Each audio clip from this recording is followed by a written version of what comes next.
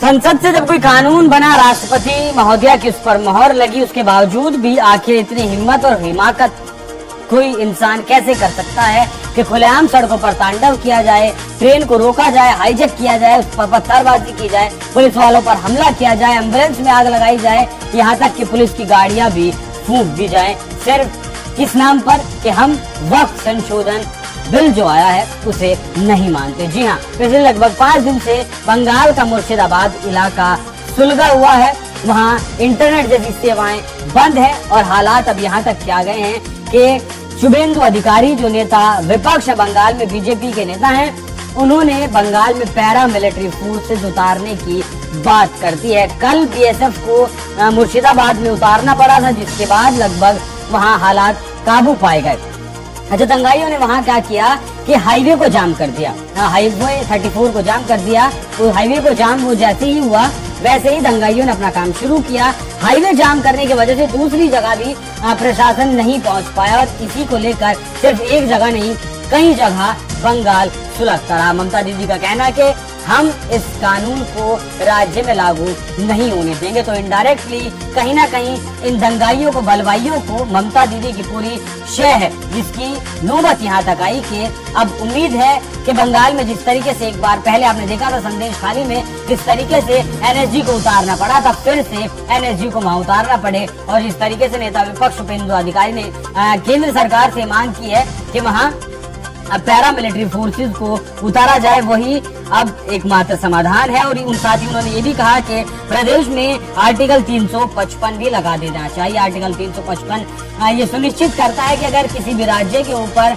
बाहरी कारणों से, सुरक्षा की दृष्टि से या फिर राज्य के भीतर ही सुरक्षा की दृष्टि से कुछ मुसीबत बड़ी आती है, तो सीधे सीधे तौर पर जिस तरीके से आप पिछले दिनों में राष्ट्रपति शासन की बात करते हैं, जैसे राष्ट्रपति शासन होता है, ठीक वैसे ही आर्टिकल 355 को आप समझ सकते हैं। तो सुरक्षा बलों को, सेना को उतारना पड़ा, अब पैरामिलिट्री फोर्सेस को उतारना पड़ेगा। नहीं, हालांकि मांग तो की गई है, लेकिन जिस तरीके से संदेश खाली को शांत करने में एनएसजी ने मुख्य भूमिका निभाई थी, ठीक वैसे ही यहाँ भी एनएसजी को अब उतारना पड़ेगा। मुर्शिदाबाद, दक्षिण 24 परगना, उत्तर 24 परगना, हुगली, मालदा और बीरभूम जिलों में आर्टिकल 55 लगा देना चाहिए, ऐसा उन्होंने कहा है। एक बात सुनिए बीजेपी नेता शुभेंदु अधिकारी ने क्या कुछ कहा।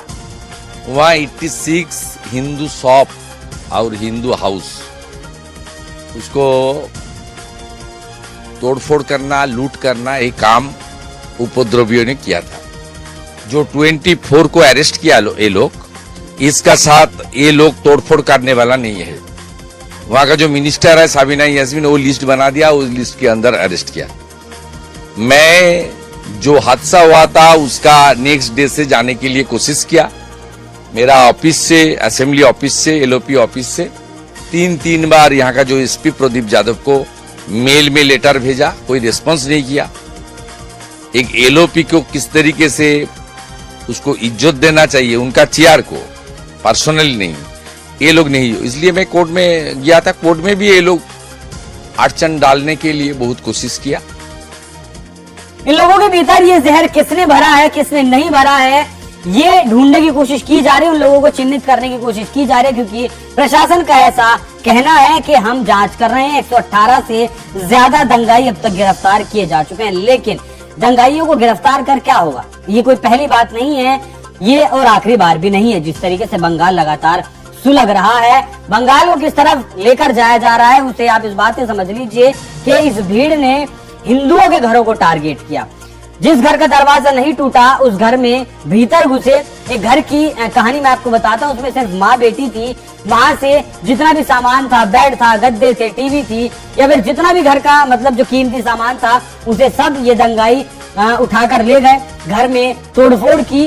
उस माँ ने ये डर जाहिर किया है कि घर पर ना बेटा था, ना उसके पति थे, और ये भीड़ अगर उसकी बेटी के साथ कुछ दुर्व्यवहार करती या उस बेटी को वो हाथ लगाने की कोशिश करती, तब इसका जिम्मेदार कौन होता।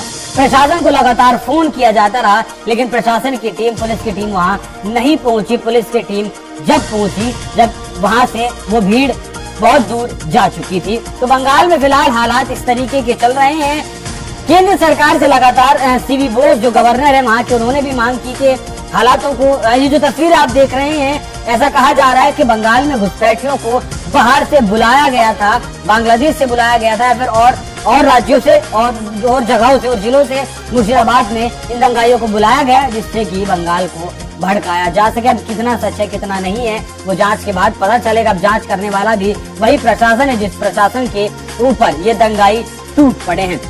सबसे ज्यादा पुलिसकर्मी इस दंगे में, इस आग में झुलसे हैं, घायल हुए हैं। सबसे ज्यादा जो नुकसान हुआ है पुलिस के वाहनों का हुआ है, प्रशासन के वाहनों का हुआ है, एम्बुलेंस तक को आग में झोंक दिया गया। बाकी ममता दीदी का अब भी यही कहना है कि जब बंगाल में वक्फ संशोधन अधिनियम लागू ही नहीं होगा तब कैसा दंगा आप लोग क्यों कर रहे हैं। ये वही बंगाल है जहां हिंदू त्योहार मनाने के लिए 17, 18, 20 कारण देने पड़ते हैं, लेकिन जो ये संशोधन सरकार के बिल के खिलाफ करना पड़ रहा है उसके लिए ना तो कोई परमिशन की जरूरत है और ना ही प्रशासन इस प्रदर्शन को, इस दंगे को रुकवाने में कामयाब दिखाई दे रहा है। बाकी अब जिस तरीके से शुभेंदु अधिकारी ने मांग की है कि पैरामिलिट्री फोर्सेज में 7 फोर्सेज होती हैं, जैसे कि CISF, BSF, इस तरह की ITBP, 7 तरीके की फोर्सेज होती हैं।